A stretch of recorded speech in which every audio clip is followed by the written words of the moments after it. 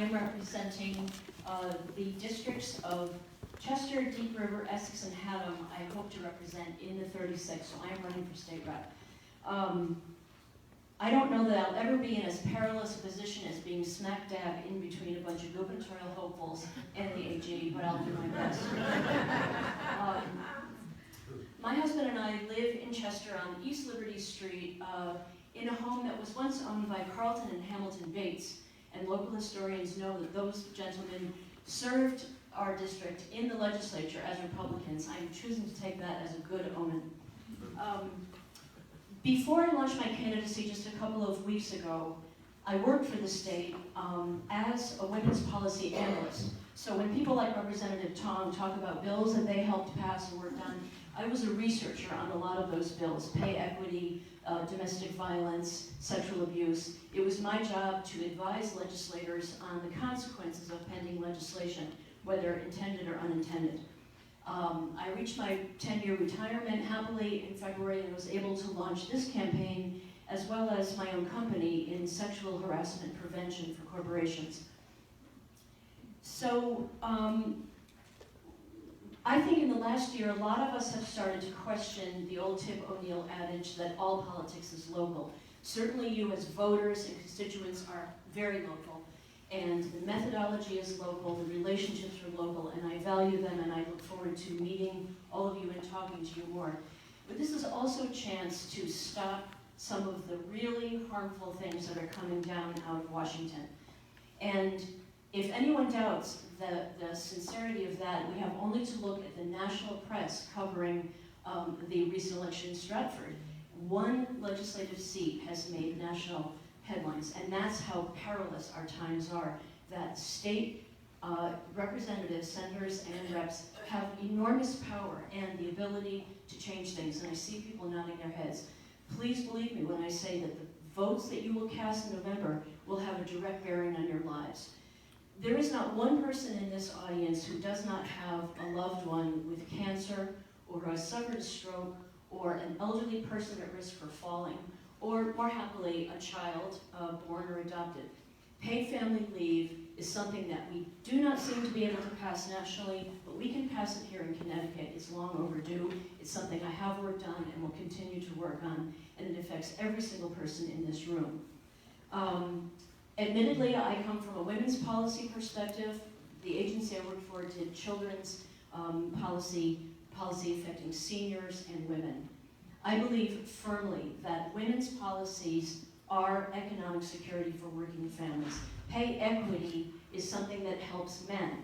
If a woman in our town is making $40,000 a year, almost $9,000 out of her paycheck is being deleted because of pay inequity. And I don't think there's a person in this room who would rip up a check for $9,000 if it were proven that pay equity could add that to your family's budget.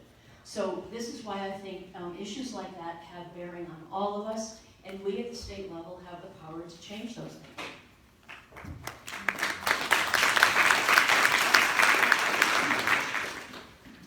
There are several other examples. I want to just touch briefly on one, and that is the Low-Income Heat Energy Assistance Program, LIHEAP. Trump's budget is going to cut that out, and that will affect 110,000 people in the state. Admittedly, we don't have a huge poverty level here. It's around 5% in our 4 towns. But I did the numbers. That's 1,130 families in and among us who will have trouble heating their homes. Those people matter to me. That's when I say that, yes, politics is local, but the things that are trickling down from on high can really harm all of us and our friends, and I want to work very hard on that. Briefly, there are 6 platforms that I wanted to talk about. In the interest of time, I won't go through all of them, but everything I believe in fits into one of these rubrics. I already mentioned about economic security for every working family. Nobody working full-time should have to depend on government assistance or risk not being able to pay the rent or the mortgage or buy medicine. And these are basic necessities that people are doing without because of our low minimum wage and our economic policies, which are very skewed toward the wealthy. Again, I mentioned permanent and enhanced women's rights, pay equity, the end to domestic violence. domestic violence is not an Essex problem, but it hit home last week. Haddam doesn't have a greater number of opioid abuse, but there was a young man arrested for that. These are problems among all of us, and it's something that we need to care about. I was very moved to learn recently that a church in Old Lyme is preparing almost like a fallout shelter, a fully equipped apartment, and they are ready and willing to take a family that is about to be deported. The family is not from Old Lyme, but they are ready to take that family in should the need arise. This is what we need to be saying locally. No to the hateful rhetoric coming out of Washington. Yes to the compassion and consideration and ethics that is the Connecticut I grew up in. And yes, we can do it locally, we can do it together. I have been amazed and buoyed by the resistance groups who are working now with our local DTCs to really make change on a very local level. And it's because of what is coming out of Washington. My predecessors, one from here is in the audience tonight, and perhaps both of them are, my Democratic predecessors that is, did a wonderful job preserving our beautiful environment down here.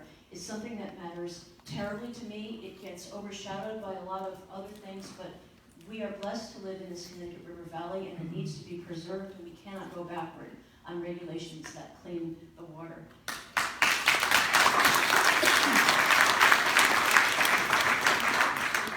I mentioned the immigrant family that might move to Old Lyme.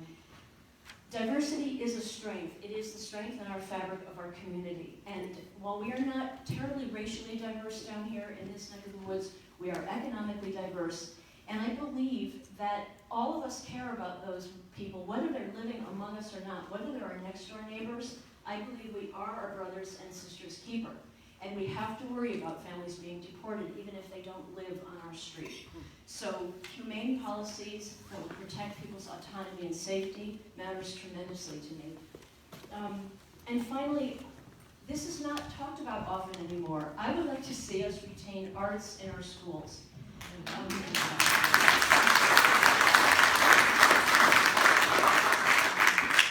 I taught for 10 years in Hartford at the Greater Hartford Academy of the Arts. And Valley Regional was perhaps the only school in the state, one of a handful of schools, where the kids did not come to the Academy in Hartford because the school program here was so excellent. I would like to see that remain, and I will end on a note that I think is on all of our minds about school safety. I am adamantly opposed to arming teachers. I was a teacher. I had to do those drills. It is ludicrous.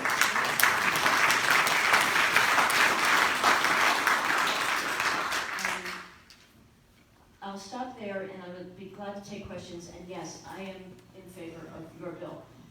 My husband and I took care of our elderly mothers.